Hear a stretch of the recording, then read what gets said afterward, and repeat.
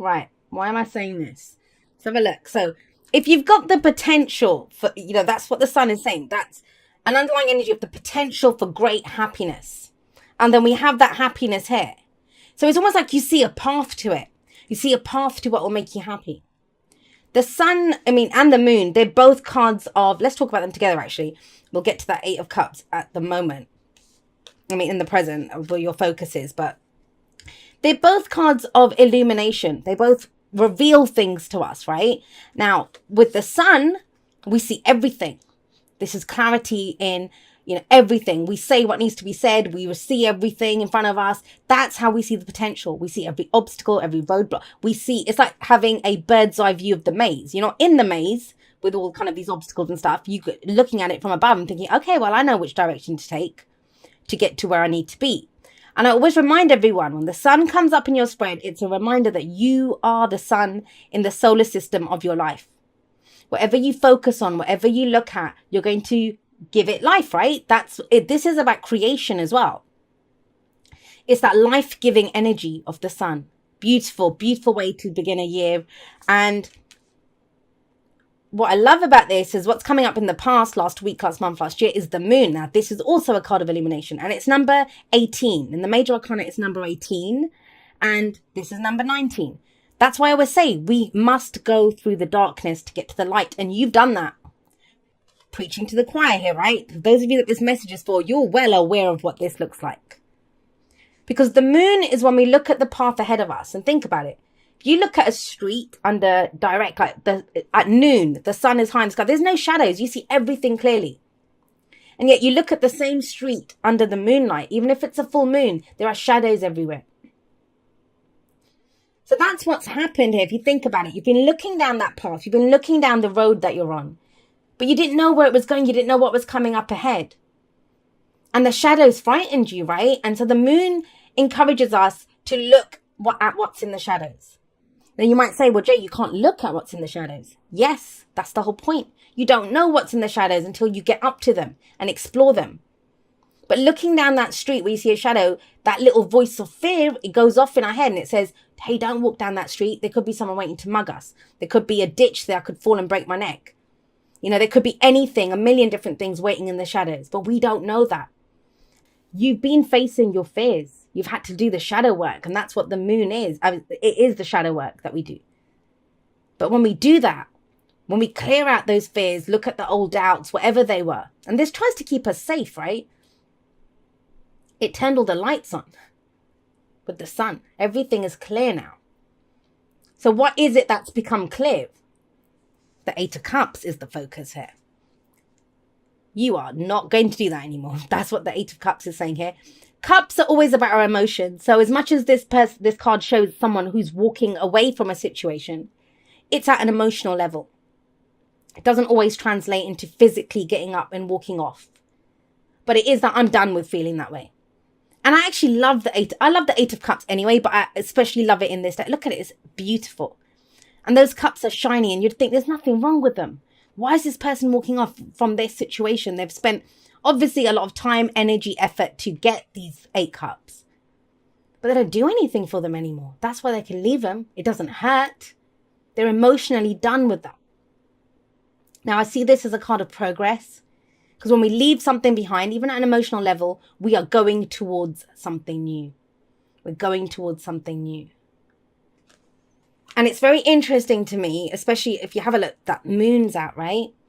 It's a full moon there. And this person's kind of walking off into the middle of the night. They're not waiting for the sun to come up. And when we have the moon sat right next to this, that kind of amplifies that message of, I don't know if you've overcome all your fears. It's almost that sense of feel the fear and do it anyway. It's that. And in that comes this clarity of, I don't care what shadows are on the way. I don't care what shadows are on this path. I know what I want to feel. I know the happiness that I'm looking for, what I'm trying to give birth to, what I'm looking to create. And you know, when we're walking around in the darkness, we're going to stumble, right? Imagine all the lights are off in the house. If there's been a power cut or something, you're going to bump into things. Even if you know the furniture where it is, you bump into things, you stumble around, you walk around a little bit slowly. But the lights are on now. And so we have the Chariot in the present. full steam ahead. This is a balancing of the head and the heart. And, we have these two sphinxes here, and it's almost as if that's the darkness and that's the light, right? They work together now. And that's one of the key things that a lot of people don't realize about everyone wants peace and happiness and, all of these beautiful emotions.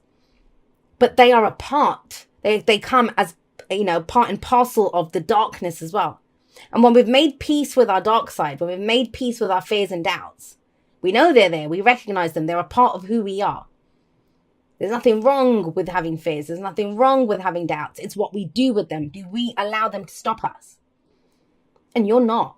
That's what I love about this. We have the sun here. You see the path ahead of you. And guess what? Then you get in your chariot and you go down there. You go down that path. Now, you are the charioteer. That's the whole thing of the chariot card. You're the charioteer. It's the card for Cancer. You have a lot of water energy, actually. So we have Leo, Pisces, Cancer. But remember, the signs don't own the cards. They just lend their characteristics or their energies to them. And with this card coming up, it's very much about, okay, I'm going for victory. I'm going for that. I'm going for what makes me happy. I truly am. It's a victory card, and it says victory for after your own determination, your own efforts that you put into this. This is taking control of a situation. It doesn't just happen to us, right? And that's sometimes the issue when the moon comes up. We wait for something to show up. We're kind of huddled in the darkness, in the shadows. And it's almost like that it's that realization that no one's coming, not just no one's coming to save me, but it's like, hey, I don't need anyone to save me. I know where I'm going. I know what I'm doing. I know which direction I want to go in. And that's the Chariot. Now, where does it lead? We have the Three of Cups coming up. Excuse me, Taurus. We have the Three of Cups coming up as a future energy. You know what? Let me just say that for a moment. It always happens in Taurus. And I know someone's going to say, hey, Taurus rules the throat. I always cough in the Taurus reading. So maybe it is the Taurus energy. But it's very interesting. Spot where it happened. I was speaking very clearly about your vision and where you're going and what you're leaving behind. And then where do we choke up and are not able to speak? Or, have problems with the throat chakra, or saying what we're Three of Cups when we're dealing with other people. This is going to become key for you, Taurus. Who's there for you? What's your inner circle look like? What's your support network like? Because, this is all very solo energy. I'm done with this. I see the light. I see my shadow self. I know what effort I'm ready to put in. This could be travel. This could be going forward, whatever direction. It's such a big energy. You can apply this to just about any area of your life, but you're not doing it alone. You're not doing it alone. Because both of these cards, and you know what? Both of these cards talk about reunions in one sense. Now, I want to be clear here. I'm not seeing whatever coming back from the past. I'm not doing whatever. This is not about that. That's not what this reading is about. This reading is about that journey that you've been on, that dark night of the soul that you've traversed, that you've gone through. The light at the end of the tunnel, you've come out of there now. But who is on the other side with you? That's what becomes key then. The self stuff, you're good on that. Right up into the Chariot, you're good on that. Three of Cups, it's your support network. Who's there for you? I want to actually see what's at the bottom of the deck because I didn't look. Let's see. The Wheel of Fortune. I mean, that's amazing with the Sun. It's the time is now. And you know the time is now. But what's key to this, no matter how much work we do ourselves, and I say this to people all the time, especially people that, I didn't even show you the card. Let me show you it. There's the Wheel of Fortune. The time is now. And it's interesting. I said this for Aries reading because they got the Hermit. The Hermit comes up before the Wheel of Fortune. Looking within, finding that your energies in this reading, they imply that. But when we come out the other end, there's going to be people that our tribe, who's our inner circle, who's our core inner circle. Three of Cups. Celebrating with people, people that we love and support and that love and support us. You're not doing this alone. And I think that's the next step for you. You're good on where you are. Who are you taking with you on this? And that's the advice as well. The advice is the Ten of Cups. What's your happily ever after? What's your happily ever after? There's nothing really, what's the sticky point here? Nothing. You know what you're emotionally done with. You see the path forward. You've done the shadow work. I mean, all I can say is from all the readings that I've done recently, I've seen it's almost as if, and that could be just the tail end of December, like, and it kind of creeps into the beginning of January. But that sense of, well, that happened in the past, or I got frightened in the past, or maybe this happened. And that's bullshit. We leave that. That's why what we focus on right now, what our story is, what the next step is, our focus has to be on that. It will keep us clear and where we're going. Because you have the Ten of Cups in, and that's the family, that's the happily ever after. If you think about it, the Eight of Cups, the person leaves the Eight Cups to go get the Nine of Cups, which is the wish card, right? Your heart's desire. But the person in the Nine of Cups is sat there by himself with all these cups. But that's the wish card. That's where you get what you want. But it's not what you need. The need is when we share it with the people that we love. Where we have others that are tribe, and it's family, but family isn't always blood, right? And so the kind of sticky point, the only kind of implying, it's so tiny. I'm taking a magnifying glass to it because I saw that message there. It's this, whatever fears and doubts were there before. And the fears and doubts are coming from what other people are. You've got good on yourself. It's now sharing it, or who we take with us, or who we include in this journey. And it has to be about support, my lovelies. It has to be. Not about what you can do for them.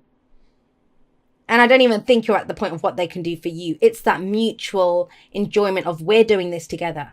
We're moving forward together. We celebrate each other's successes together. That's very important here. The support aspect is what I'm getting very strongly.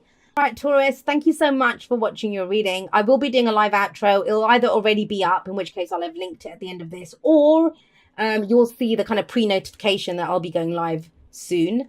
I just want to say I love you guys very much. Beautiful reading. Beautiful reading. I will see you next time, but that's all for now. Goodbye.